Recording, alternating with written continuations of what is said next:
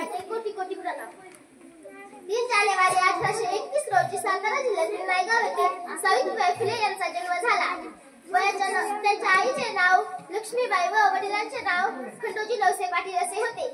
त्यांचा वयाच्या 9व्या वर्षी त्यांचा विवाह ज्योतिबा फुले यांच्याशी झाला.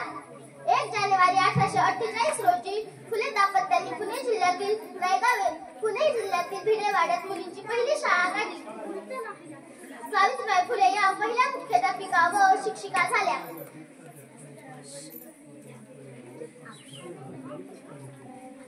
सावित्रीबाई फुले जेव्हा मुलींना शिकवण्यास जात तेव्हा लोक त्यांना दगड, गोटे, धोंड असे मारून हाणत असे, तरी त्या डगमगल्या नाहीत. शेवटी 10 मार्च 1897 रोजी सावित्रीबाई फुले यांचे निधन झाले. शेवटी एवढेच बोलावे वाटेल. सूर्य कुणाला